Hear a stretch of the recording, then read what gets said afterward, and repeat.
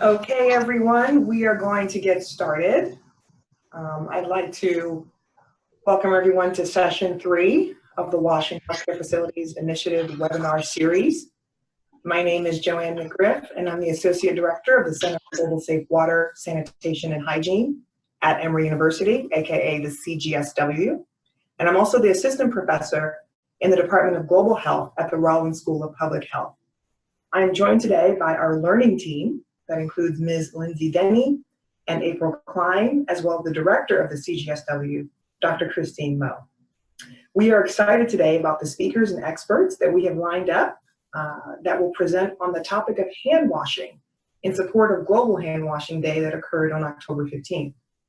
As you all may know, as you see here, the 3 words connect, share, and act.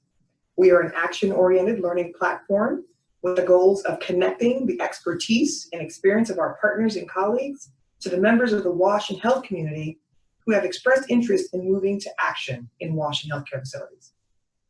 We also provide a platform for the community of practice to share experiences, ideas, and best practices, and encourage individuals and groups to take action to move WASH and healthcare facilities beyond discussion to the implementation of sustainable interventions. So while we spend just a few more minutes with reminders and updates, I invite the attendees for the webinar today to begin introducing yourself, if you haven't already, by placing your name and your organization in the chat box that you'll find. After the announcements, we will move right into the learning session. So I'll pass it on now to my colleague, Lindsay Denny.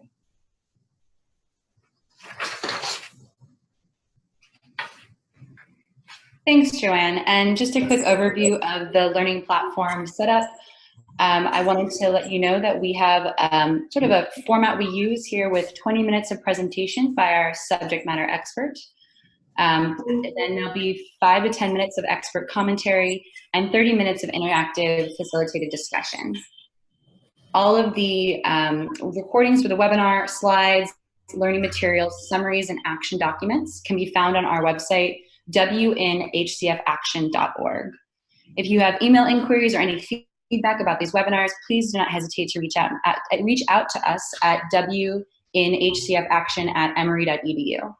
And we are now on Twitter. It's very exciting. Please follow us at WINHCFaction to learn more about upcoming webinars and other events related to the learning platform. So before we begin, I'd like to give some background as to why we put together this webinar series, as well as some updates since last month's session. We have a set of 4 guiding principles that shape how we select topics and speakers. First, we believe that WASH is a fundamental prerequisite for quality care within a healthcare facility. Secondly, we believe there cannot be effective infection prevention and control without adequate WASH in healthcare facilities. Third, we believe sustainability should be built into every WASH and healthcare facilities project from the very beginning, no matter the project size. And fourth, WASH and healthcare facilities is not just about addressing issues at individual facilities. Multiple systems, sectors, and stakeholders must work together to see sustainable improvements.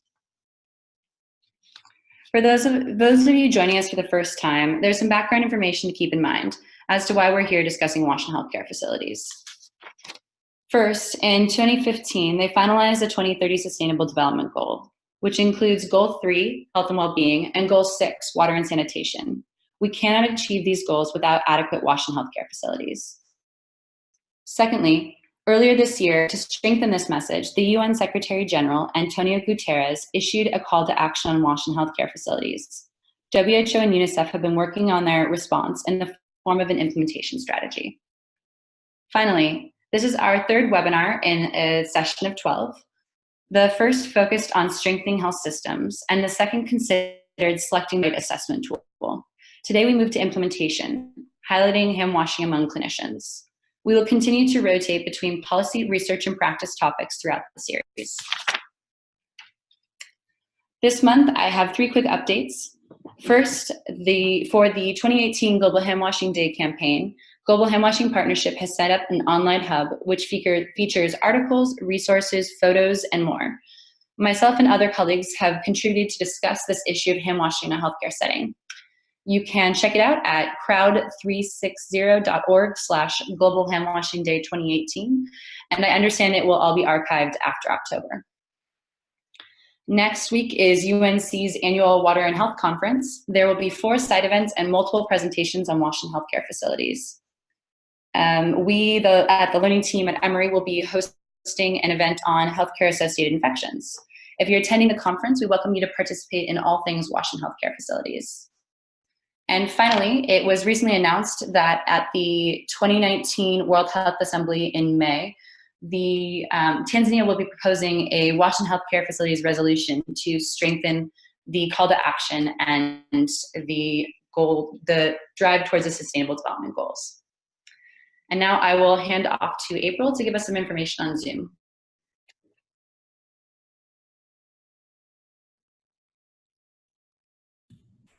Hi, everyone. Thanks again for joining us. If this is your first time, I just want to tell you a little bit about how the Zoom interface works. There is a chat box, which many of you have already been using to say hello and introduce yourselves, so thank you for that. We're also going to be holding a moderated discussion following the presentation. So if you have any questions, you can please feel free to, unless it's a very pressing question, hold them until we get to that discussion portion, but feel free to comment throughout the session with the chat box. We also have a hand raise feature. Please only use this if you have a working microphone. And again, we will only be using this in the moderated discussion following the presentation. If you would like to pose a verbal comment or question to the hosts and panelists after the presentation, simply click that button to raise your hand. Please keep it raised as long as you would like to speak. And then we will unmute you and prompt you to pose your question, and please lower it if you no longer want to speak to the group. And that's all I have for now. Again, thanks for joining us. So this morning, this afternoon, this evening, wherever you are today, we wanted to pose a quick audience question. So in the chat box, if you would like to submit your response to what topics you would like to discuss in future webinar sessions. Feel free to pose this. Certainly we'll be interested as well at the end of this session to hear your thoughts. And while you're thinking about that, I did want to note that some of you have indicated your interest in sharing your work on this webinar series.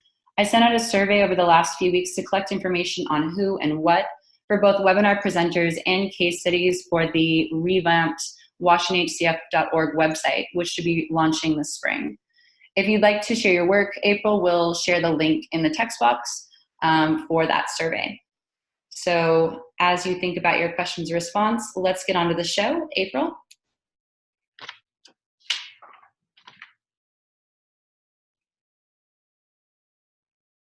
All right, so welcome to session 3.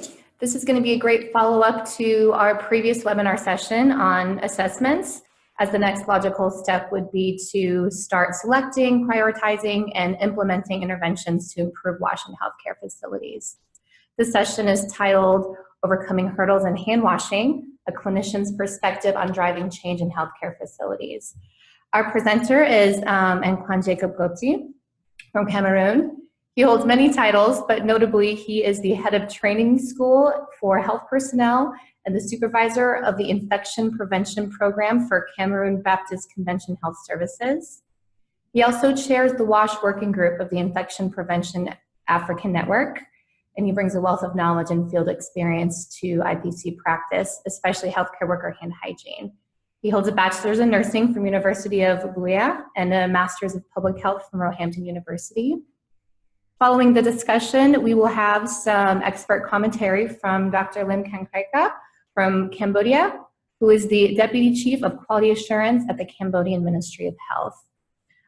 So thanks again, everybody. We're going to have a great presentation, and I will now hand it over to our presenter.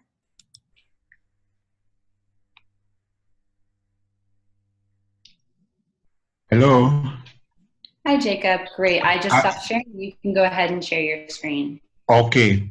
I want to, is everyone seeing my screen? Yep, it is great. Oh, good. I want to thank April for that elaborate introduction. And I also want to thank the team for giving me the opportunity to share the work that we've done in Cameroon. As it was said, Dr. Lim is going to give some expert opinion at the end of the discussion.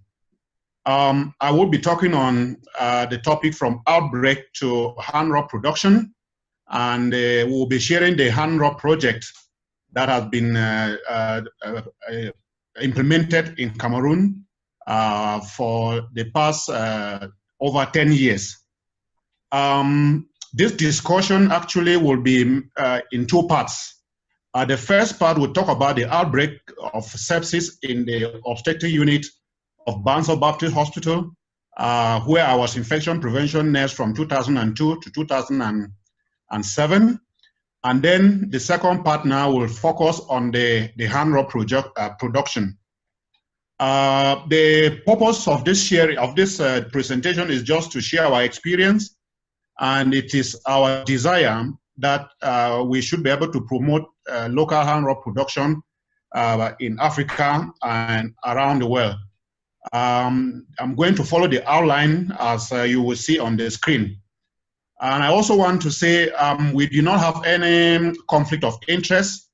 This discussion is just meant to promote hand hygiene, and it is not aimed at promoting our product.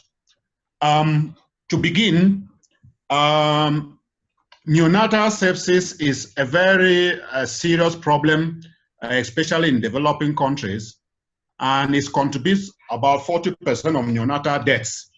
And it is usually associated with unhygienic and poor infection prevention practices during delivery and the postnatal care. And it is very important to note that hands are the most important mode of transmission in the healthcare facilities. I would like to talk briefly about BANSO Baptist Hospital, where this project started. BANSO Baptist Hospital is a tertiary referral mission hospital. It is run by the Cameroon Baptist Convention Health Services. It's a faith-based organization made up of a network of over 100 health facilities. The hospital was created in 1949 and is offered a full range of services from outpatient consultation to admission, deliveries, and the surgeries. And the most important thing about this hospital to note is that it has a 30-bed OB unit, usually with one sink in 2002 when we started infection prevention. As we progress, you are going to see the importance of highlighting this issue of one sink, because it seemed to be at the center of all the problems that we noticed at that time. Now, what was the problem? The major problem actually was multiple outbreaks of neonatal sepsis in the obstetric unit of BANSO Baptist Hospital. And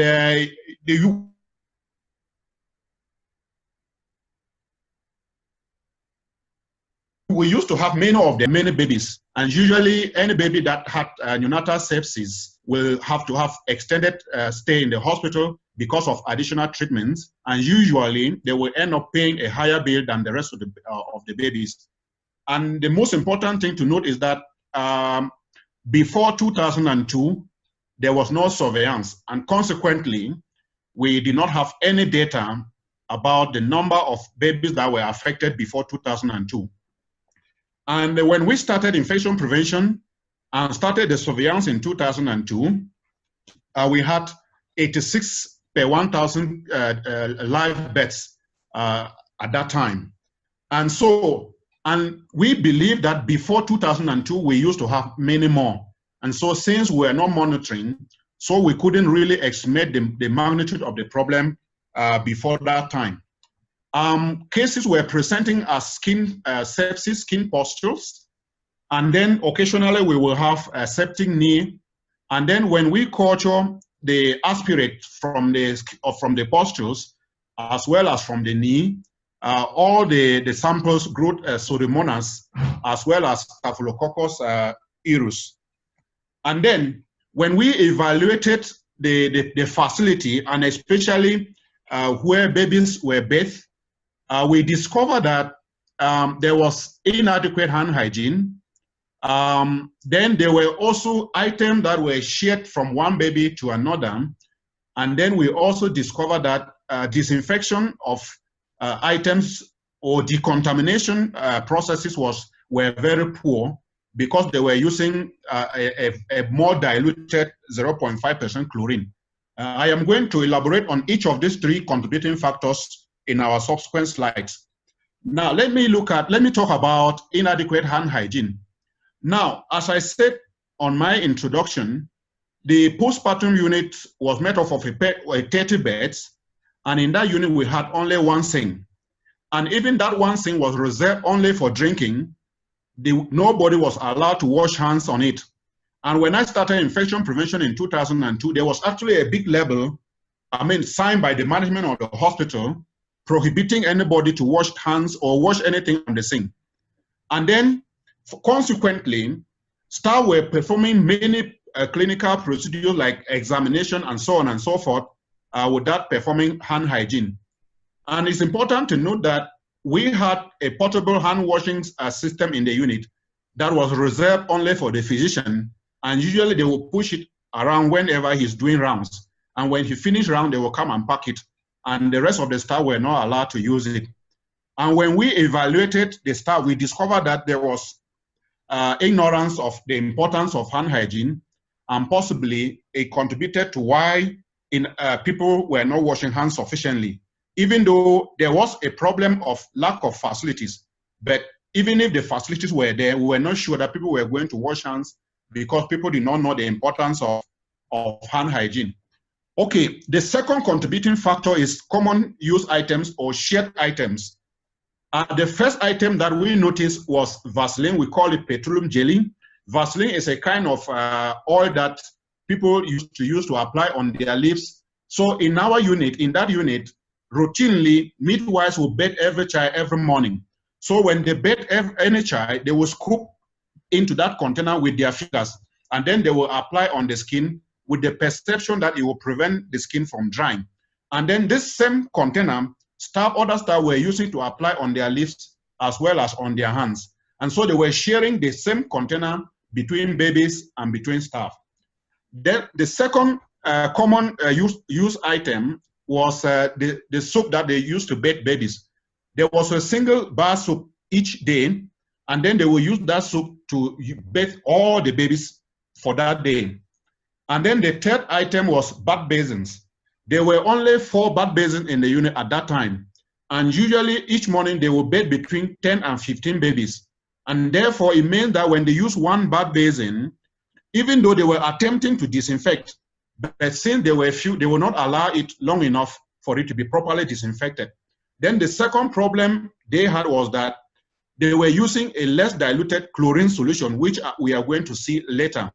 And then the third shared item was the scale and the diaper. So after bathing every baby, they will wear the baby to determine the weight for that day. And that scale had only a single diaper, and they will wear every baby using the same diaper. Then the third contributing factor was poor disinfection. As I said earlier, the midwives were using 0.05% chlorine to decontaminate bath basins for 20 minutes. And since they didn't have enough, they couldn't even allow the bath basin for up to 20 minutes because they will have to bathe many babies per day. And we need to note that 0.05% was more diluted according to the WHO recommendation even at that time, because actually the decontamination is supposed to be done with 0.5% chlorine for 10 minutes. And so you would discover that if we were using 0.05% and we had to decontaminate for 20 minutes, and then it meant that there was a risk that most of the babies, of the basins were not properly decontaminated. Okay, now the next slide, we are going to see what we did at that time. Now the first intervention is that we removed the Vaseline from the unit, and then we allowed mothers who wish to apply Vaseline on their baby to do so at the bedside. And then we also discourage them from sharing with neighbors. You know, usually there are always some mothers that might not have their own personal Vaseline. And as a culture in our setting, they would like to beg from neighbors. And so it's common that people can share even at bedside. Then the next thing we did is that we introduced a single bar soap per baby, and then we also introduced a single diaper per baby for wearing babies. And anytime the midwives was going to take a baby to come and bathe, they would take plus the soap and plus the diaper. And then when they finish, they will return everything back to the mother, and they will do same for every other child. Then the next thing we did was that we increased the number of babies, just so that for each day, each baby will use only one basin. And that said, the midwives will be able to allow the basins to be properly decontaminated before cleaning.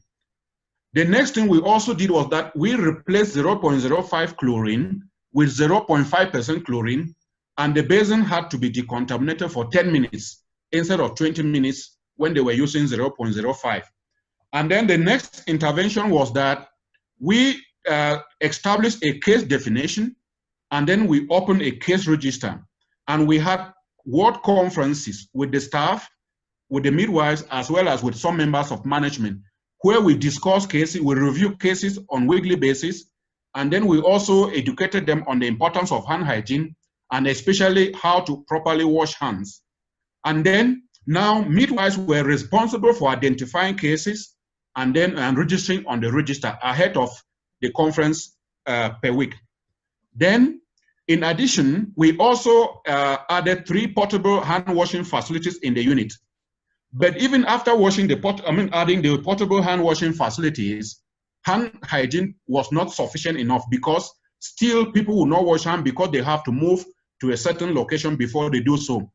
And then consequently, in 2003, we now started producing alcohol hand rub, which we were distributing to all the staff of the unit in 100 mils container, and they had to put in their pockets, and they could use even at the point of care.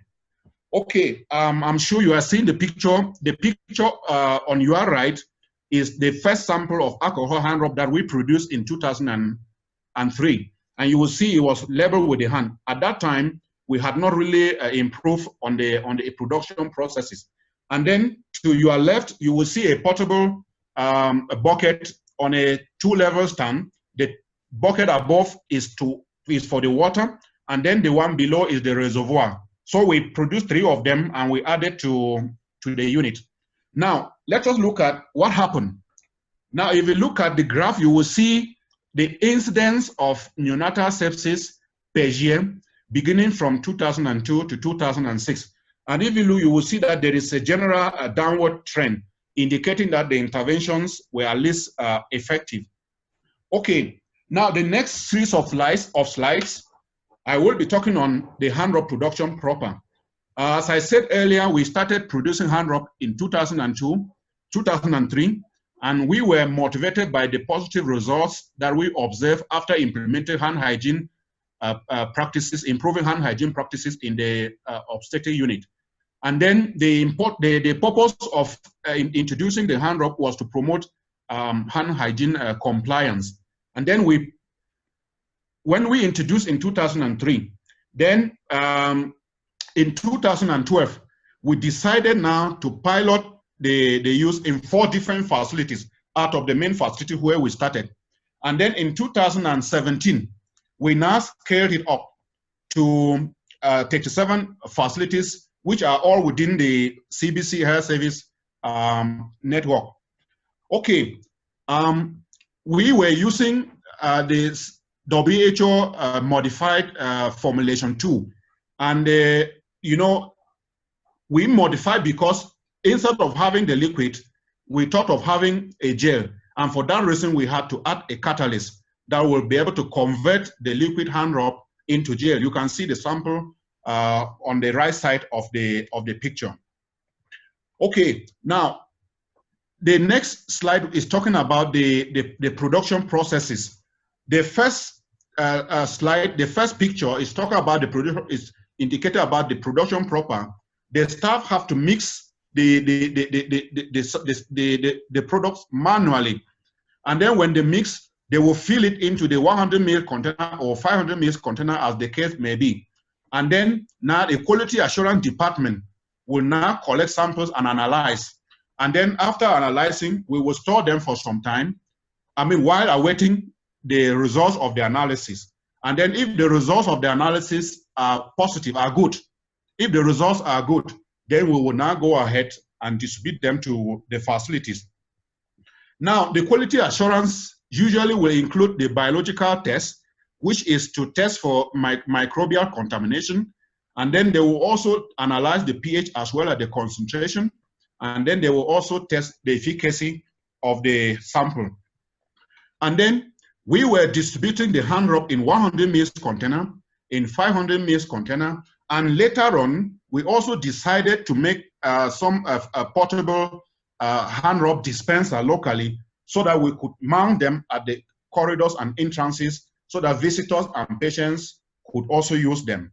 So we say when we started in 2000, we started this one in 2012, and presently we have close to 700 and something, more than 700 portable hand rub containers that are distributed at the corridors for patients and caregivers.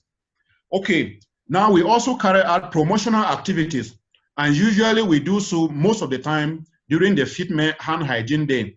The two pictures are indicating some activity that we carry out at the central level at our central office with our the CEO. And so we will assemble the staff outside, and then we will talk about the importance of hand hygiene. We will talk about hand rub, and then we will demonstrate how to apply it.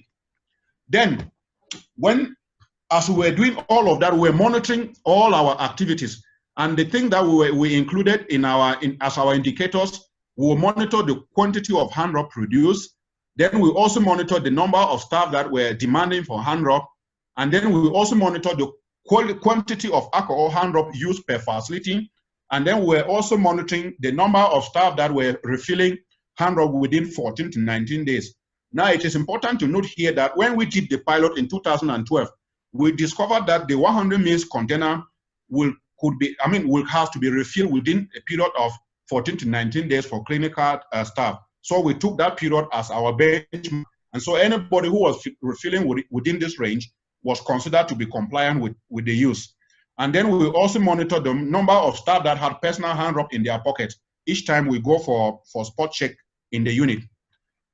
So the next series of slides, I will be presenting the results. Now, the first slide, you will see that the graph indicates generally a steady increase in the quantity of hand rub produced and distributed per unit. This data was collected from the central unit where it is produced. Then the next slide is talking about the quantity of hand rub that is consumed per facility. We were able to monitor only 4 of our biggest facilities. And so if you look at the graphs, you will also see that there's a general increase from 2012 to 2018 of the quantity of hand rub consumed in each of the 4 facilities. Then the production and the use of hand rub generally is on a steady rise beginning from 2003 up to 2018. The demand for hand rub has also increased. Presently, each time any facility runs out of hand rub, the staff will call me and request that and inform me that the hand rub is out of stock. This is just indicating the enthusiasm that the staff have in using the hand rub. And then the next thing we've also observed is that the number of staff that are refilling the 100 ml personal hand rub within the range of 14 to 19 days has also increased. And then we've also noticed that the number of staff that have their personal hand rub when we go around for checks has also increased.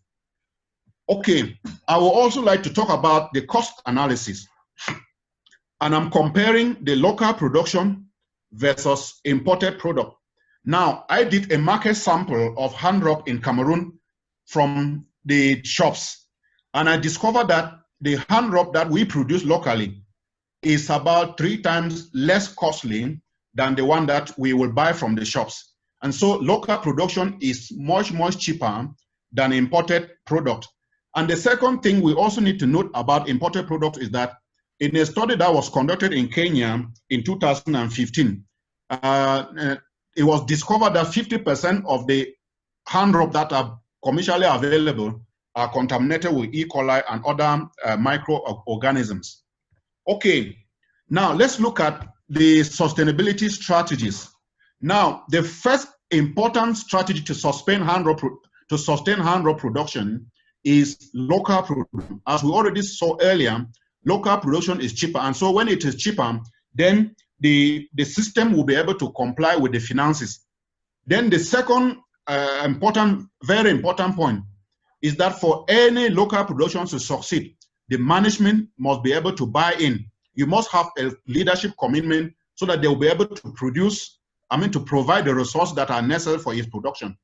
And then we have also discovered that when we centralize within the system, you are able to benefit from economy of scales. So the larger the quantity you produce, the cheaper it becomes. And so in our case, we were lucky to have a unit that was already involved in producing other pharmaceutical products. So we just align the activity with that unit, and so we've witnessed that it is cheaper and it's more sustainable. And then we also noticed that for hand rope production to be successful, we must always identify partners locally and externally so that we can be able to work with them so that they can strengthen us in one way or the other. Okay, this initiative has not been without challenges. Some of the common challenges we have had is that production sometimes is entirely manual. And since it is manual, it is very labor intensive. And so we cannot produce large quantities per time. But however, the quantity that we produce is sufficient to supply all our facilities. But we can't really supply external facilities in case they will be requesting for it. The second challenge we also had is that the delivery systems are a little bit inefficient. And so this contributes to stock out in some of the facilities. Then the other challenge, which is external to the facilities, is that some of the facilities are located in remote areas that are sometimes inaccessible in some parts of the season, especially the rainy season. And so sometimes delivery is very, very difficult. Then the other challenge we've also observed is that in some facilities, the leaders are not very committed. And so they don't really try to promote the initiative. And then the last challenge we have is that the monitoring mechanisms and the systems are a little bit poor. And so we are not able to obtain results across the facilities or the facilities that are using hand rope. Now, what lessons have we learned? We have learned that infection prevention is not rocket science. In fact, it is just consistent application of very basic practices, strategies that are important and that can be helpful. We've also learned that alcohol hand rope can be produced and used in any facility. And if we want to sustain, then local production is key. Very, very important. This last point is very important. There is no way you can import hand rope and you'll be able to sustain except in advanced facilities where they have a lot of resources. Okay, now to conclude, I would like to say that neonatal sepsis is a very common problem, especially in developing countries. And usually, items that are shared from one patient or one baby to another are seriously associated with the spread. And hand hygiene is the most important and the only important preventive strategy. And then hand rope is very important if we have to promote compliance of hand hygiene in any facility. There are many studies that have justified that if you use hand rope, hand hygiene compliance will increase. And then we have also learned that local production is very necessary and promotion, especially in Africa, is also required. So I think I will leave the other slide. You could be checking at them. There are just some few questions that if we like, you could be able to indicate so that we can discuss further. I want to thank every participant and also thank the organizers for giving me the opportunity to share our experience in hand rope production in Cameroon. Thank you for your kind attention. Thank you, Nkwan, Jacob, Gobte. We so appreciate this presentation. It's very informative, and hearing your experiences with hand washing and from the clinician's perspective. Just in the interest of time, I'm going to turn it over to Dr. Kankrika Lim, the Deputy Chief of Quality Assurance at the Cambodian Ministry of Health, for her to provide us some reflections and thoughts on her work. Dr. Lynn?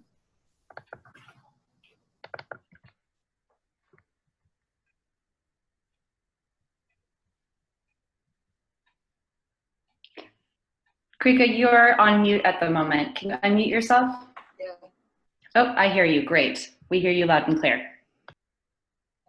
Yes. Thank you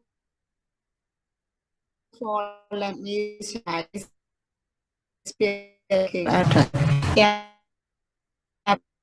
With my 2000 and collaborate. Oh no, Krika, you're breaking up. On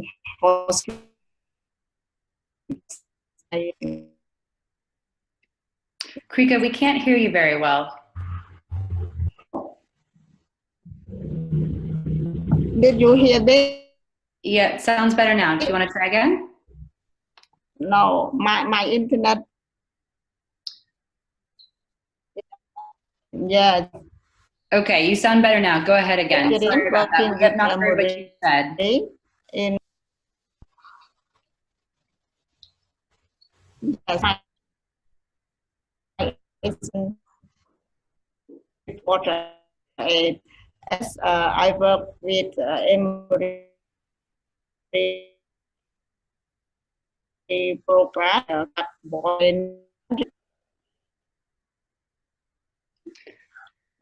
It sounds like you're having some trouble with your internet. We can't hear what you're saying. You're just coming in and out. I wonder if perhaps we come back to you. I apologize. Your internet is not very strong. Okay. Did you hear? Only bits and pieces, Krika. I'm sorry. Cambodia's Wi-Fi must not be great right now.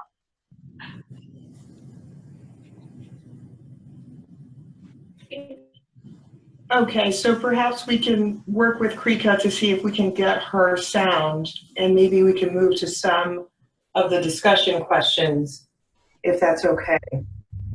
So Krika, we're going to ask you to put yourself on mute, and we'll try to work with you. Okay. Okay. It's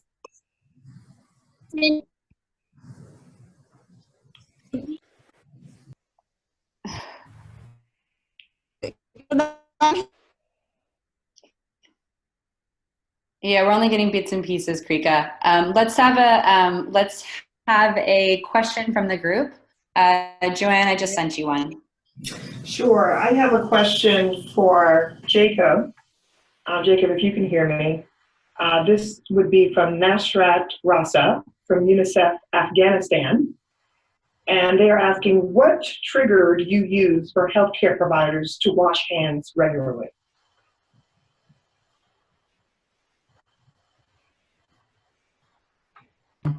Should I go ahead and answer? Please, Jacob, go ahead. yes. Okay, Yes. yeah, thank you. I didn't get the name clearly, but I could understand that you are from Afghanistan. Actually, what triggers healthcare workers to wash hands frequently is a very difficult question to answer, but generally speaking, it will vary from one staff to another. Generally speaking, those who really know the importance of infection prevention, they will wash hands more often than the rest of the people that do not know. But then, even when people know, sometimes when the hand hygiene facilities are not there, they will not be able to wash hands as required. But rather, the most important thing that I would like to even highlight is what prevents people from washing hands frequently. And the thing that prevents people from washing hands frequently usually is a perception of workload. When people feel that they are too busy, sometimes they tend to wash hands less often.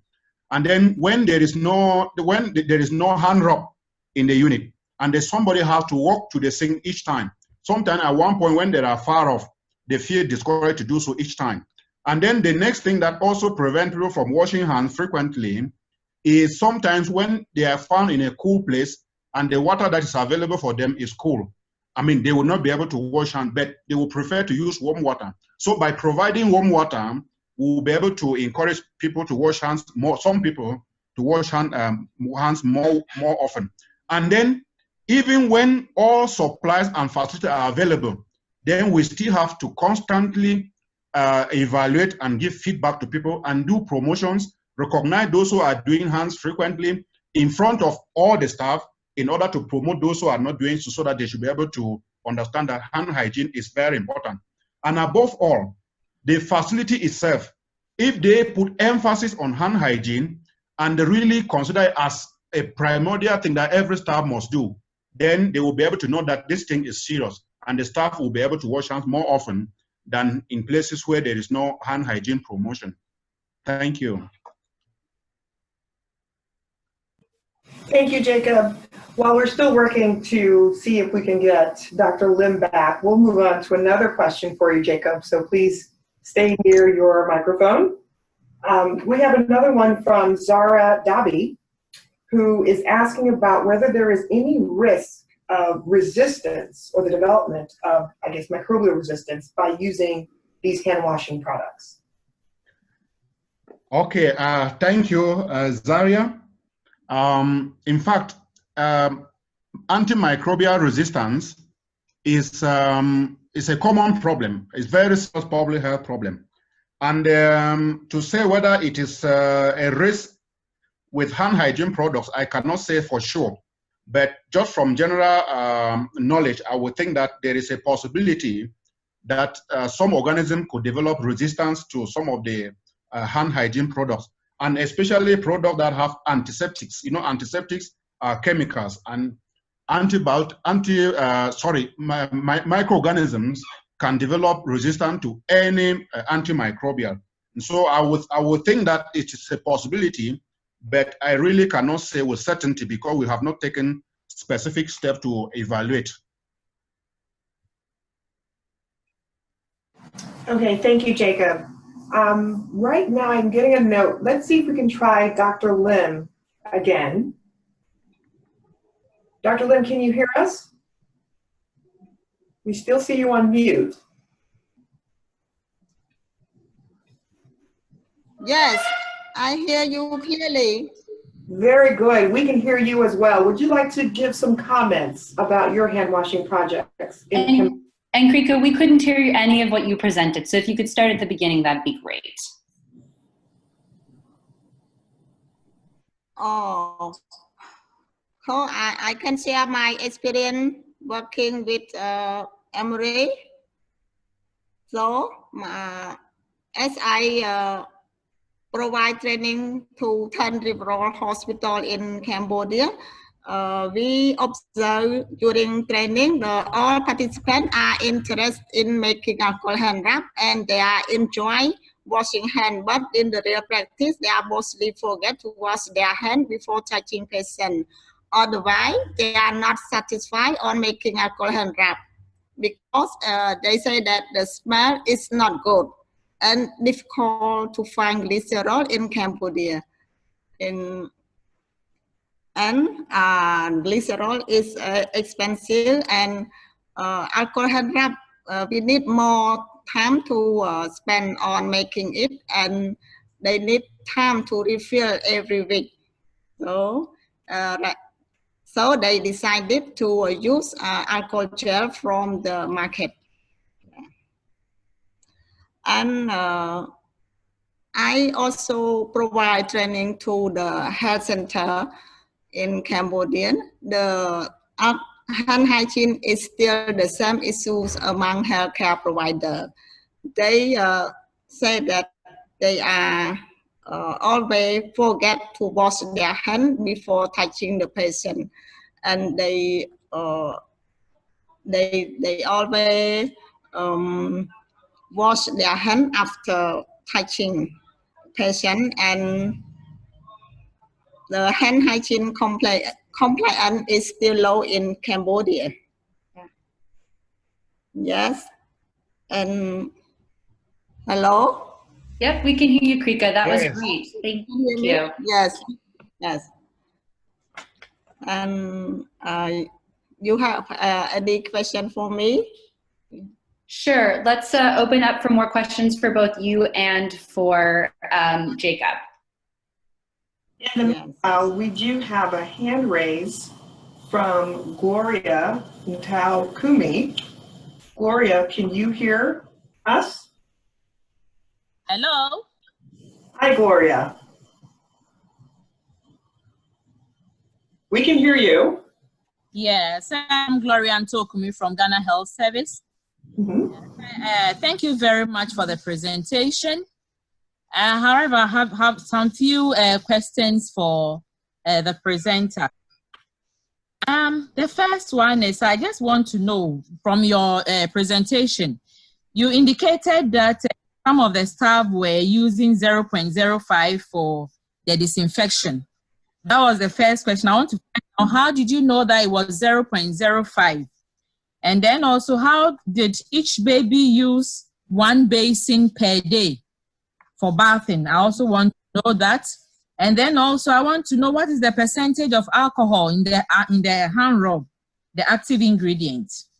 And then the other question is, where do staff keep their personal hand rubs during provision of service? You were mentioning personal alcohol hand rubs. I want to find out where do they keep them? And then the last one is also about quality control. You were saying that is a quality assurance perspective. They determine the efficacy of the hand rub. I want to find out, is there any other quality checks? Do they have any other quality control mechanism to determine the efficacy of the hand rub? Because only one perspective may not be enough. Then the last one is also to find out, how do you measure, how do you determine that hand washing compliance increased as a result of the hand sanitizer? How do you determine that? Because some people may react to the sanitizer, and then also after the sanitizer, you really need to use soap and water to wash your hands after a number of applications. So I want to find out what other mechanism that was put in place to help increase compliance of hand washing. Thank you very much. Thank you. Hello. Yes. Hello. We can hear you, Jacob. Yes. Let me apologize that my microphone was off and I didn't hear the question fully, but I will just respond to those that I was able to get. The first question was what percentage of alcohol we used. On my slide, we are using isopropyl alcohol, and the WHO formulation 2 indicate that it has to be 98%. So that is the percentage of alcohol that we are using. And so when we prepare it, we make sure that the final product is within the range of 70 to 80%. So it is always steady, the concentration is always steady at the range of 70 to 80%. The next question was asking where the personal hand rub containers are kept. Usually the staff will put them in their pockets, and then each time they want to use it, they will now remove it from their pocket and use. I know in some other facilities, they have introduced a system where they can attach the hand rub container on something so that the staff can stick it on the uniform so that it doesn't really go into the pocket, just so that they can easily use it. But for now, we don't yet have that system. And so they are putting hand rub only, they are only putting the hand rub containers in their pocket. The second question was whether we also do other analysis out of, beside microbial testing. But I want to indicate that we do microbial analysis, then we also do chemical analysis, that is to test for the pH and the concentration. And then we also do efficacy. Efficacy means we will test the product against some common organisms to see whether the product is able to eliminate them. Then the next question was how we do determine that the increase in compliance to hand hygiene is due to hand rub. We have not specifically done studies in our system, but there are a lot of literature that have been published that indicate that just introducing hand rub alone can increase compliance.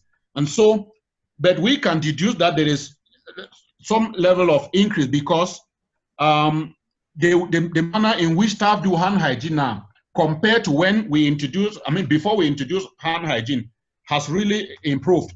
And then the staff also are interested in the product. So if they are interested, then the probability of using it is also going to be high. And then talking about the quality of the product, we also sent some sample last year to a certain laboratory in Kenya, and they analyzed it and they confirmed our results that the hand rub was free of contamination. Okay, the next question was talking about staff reacting to hand rub. Several studies have been done, and it has been discovered that staff will only react to, most of the staff who react to hand rub are usually those that will wash hands and then apply hand rub. And the reaction is coming as a reaction of the hand rub with the ingredient in the soup, not the hand rub itself. And so very few staff will be able to react to hand rub if they didn't apply soap initially. And so hand rub is safe. It is, it can be used in several settings and by several different kinds of people. And so I think that it is, we have rarely have any reaction. The only single reaction we had was because the staff diluted the official product with a certain alcohol that she just got from the facility. And then the concentration now was higher than the usual concentration. So apart from this single case, between the 2003 and 2018 that we have been using the product, nobody has ever reported any reaction. So we believe that it is safe. Thank you.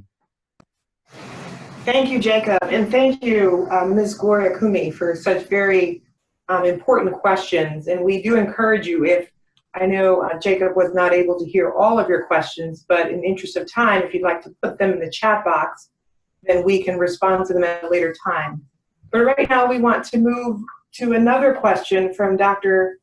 Ibua Evbuoma from the GHP. And they're asking, again, Jacob, was this intervention combined with behavioral change messaging for the healthcare providers? And if so, what methods were used? Sorry, please, I was not able to get the question. Can you take it over again? Sure. So this is from Dr. Ibua Evbuoma from the GHP, and they are asking, was this intervention combined with behavioral change messaging for the health providers? If so, what were used? Thank you. I got it. Thank you for the question. Actually, using the WHO hand hygiene framework, you have to use a series of strategies together, and it is known as multimodal strategy to promote hand hygiene. So you must talk about training and education. You must talk about system change. How ready is the system to embrace hand hygiene? Is alcohol hand rub available? Are other hand hygiene facilities available in the system? And then you must also talk about constant evaluation and feedback. You must always evaluate hand hygiene practices, and you give timely feedback to the staff concerned. So when you use a combination of strategies which involve behavioral change as well as other strategies, then you are able to improve hand hygiene significantly. This is work that has been done by Professor Didier, and he has done a lot of publications. So that is the strategy we have been using, the multimodal strategy for hand hygiene, which involves behavioral change as well as providing the product and promoting its use in the facility. Great, thank you, Jacob. In the interest of time, we have one more question for Dr. Lim. I will say, for those of you who have questions into the chat box, we will do our very best to work with both Jacob and Kankrika to respond to your questions, and it will be posted on our website, www.hcfaction.org. So if you have additional questions, please put them in, and certainly if we didn't get to you, we will again try to respond.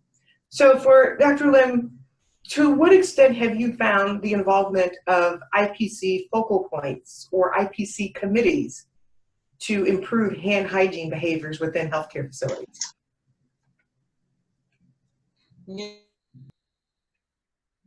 Yes. So I found that the government or committee behavior like then an effective factor is support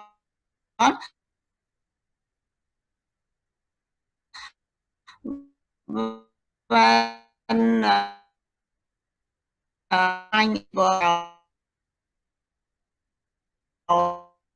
thing work there first. Oh, Dr. Lim, we're having a hard time hearing you. You're breaking up again. Oh, sorry. Okay, we can hear you. Can you hear me? Let's try one more time. Go ahead. Hello? Go ahead. I found that. Sorry, can you hear me? Yes. I found that the involvement of IPC focal point or committee is important for hand hygiene behavior change. They are like an effective factor to encourage or when one community member they are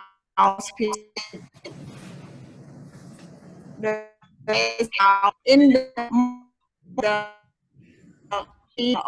they need to wash their hand during meeting, and if they the focal point, they are also responsible for making a hand rub. They are very important start to remind them to wash their hand. Yeah. So, hello. Yes. Hello. Yeah. So we heard. Hello. We heard part of your response, Dr. Lim, that the IPC committees have been effective, and that if there is a focal point, that person sometimes can inspire the production of the hand rub, if we understand it. There's a suggestion perhaps that we will place your comments to this question in the chat box, just so others can hear you. They were having a little bit of difficulty. So we're going to be moving to wrap up now. Thank you so much for this really great and vigorous discussion. Again, it seems as if we have a lot of other questions that we'll be responding to over the next few days, but we have a couple of notes before we close. I'll pass it on to April. Okay, thank you again so much, everyone. Thank you, Dr. Lim Kankreka and Nkwan Jacob Gobte. It was great to see everybody so engaged on such an interesting topic. Please submit future webinar topics in the chat box of things that you want to see presented on future webinars. And just remember that we will be archiving the recording as well as useful resources on the w&hcfaction.org website. We should have everything uploaded in about a week. So you can go back and share all those resources with your colleagues. And please join us for the next webinar session, which will be on Tuesday, November 13th. We'll be presenting USAID's donor perspective and approach to incremental changes to WASH and healthcare facilities. So thank you all and have a